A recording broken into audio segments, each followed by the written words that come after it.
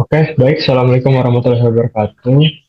Nama saya Zani Kibasa Putra dengan NIM 5224024. Jadi sebelumnya Pak Samsul, saya izin untuk, berkelihatan ya, membuka nomor 1 sampai 5 menggunakan handphone karena kertasnya sudah dikumpulin ya Pak.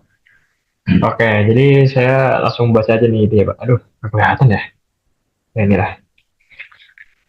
Nah, kayak pokoknya soal satu tuh decision tree dan Gini impurity. Nah, decision tree itu adalah metode klasifikasi yang membagi data berdasarkan atribut agar kelas menjadi lebih homogen.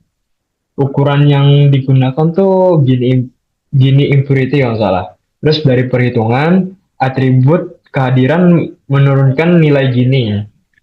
Eh, Sehingga layak digunakan sebagai node awal karena mampu memisahkan mahasiswa lulus dan tidak lulus dengan lebih baik menggunakan Gini Impurity. Lalu soal 2 itu ada confusion matrix dan metrik klasifikasi. Eh, Kayak apa ya? Pokoknya confusion matrix itu digunakan untuk mengevaluasi hasil klasifikasi dari matriks yang diberikan, yang diperoleh oleh akurasi yang cukup baik atau tinggi, terus precision dan recall yang seimbang, serta F1 score sebagai ukuran gabungan. Jadi dalam konteks sistem email, recall lebih penting karena spam yang lolos lebih berbahaya daripada email normal yang diklasifikasikan.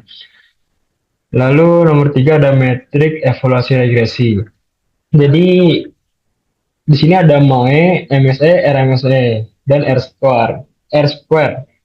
Jadi ini tuh mengukur besar kesalahan prediksi dengan RMSE lebih sensitif terhadap outlier karena adanya kuadrat. Nilai R-square sebesar 0,82 menunjukkan bahwa model mampu menjelaskan 82% variasi data. Ini nggak ada selanjutnya, cuman ya saya cuma foto depannya doang. 92% versi data sehingga performa model regresi itu tergolong cukup baik menurut saya karena R square-nya cukup besar 0,8 sekitar 82%, jadi ya ini mampu menjelaskan data-data.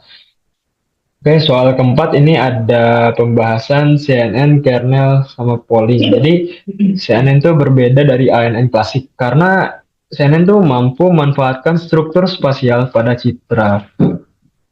Convolutional layer mengekstraksi fitur menggunakan kernel, activation menambahkan non-linearitas, dan fully connection layer digunakan untuk klasifikasi polling seperti max polling berfungsi mengurangi dimensi data dan membantu mengurangi overfitting dalam model. Terus yang soal kelima, model terintegrasi.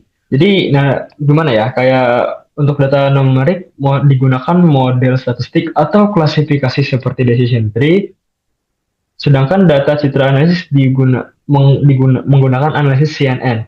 Integrasi dilakukan untuk apa ya? Kayak menggabung fitur CNN ke model klasifikasi. Eh, untuk evaluasi model dilakukan menggunakan akurasi, presisi, recall, dan F1 score.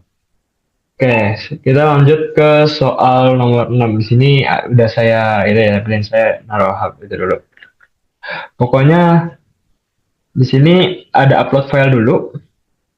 Pokoknya upload file sekitar 40 MB. Ini ada JSV-nya.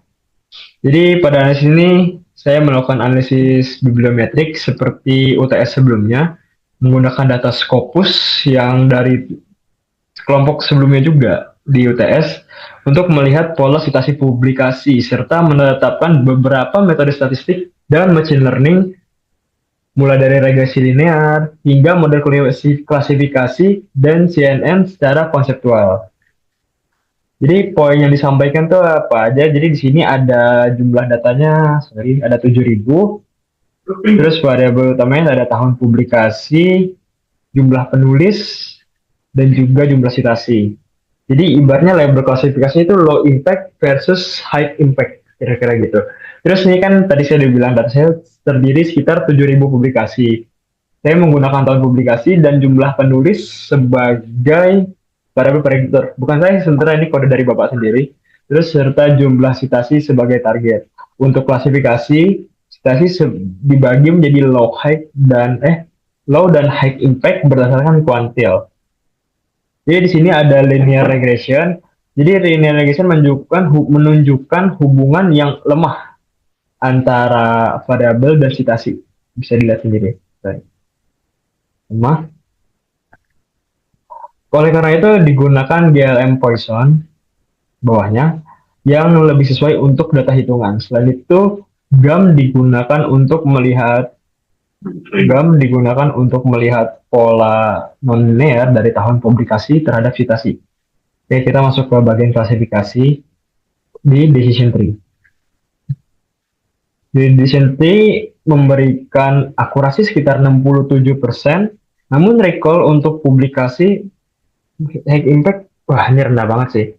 Menunjukkan ketidakseimbangan kelas, kelebihannya model ini mudah diinterpretasikan. Lalu di sini ada tabel-tabelnya. Ini ada conversion matrix dari decision tree juga. Ya, selanjutnya kita masuk ke SPM. Nah, SPM ini digunakan untuk klasifikasi non-linear. Hasilnya menunjukkan pola yang serupa yang menegaskan bahwa tantangan utama pada ketimpangan distribusi citasi. Selanjutnya ada CNN. CNN digunakan secara konseptual untuk menunjukkan pemahaman tentang kernel dan polling.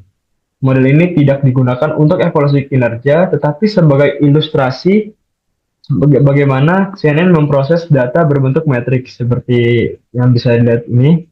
Jadi secara keseluruhan untuk nomor 6 ini, analisis menunjukkan bahwa citasi publikasi memiliki pola yang kompleks dan tidak sepenuhnya linear.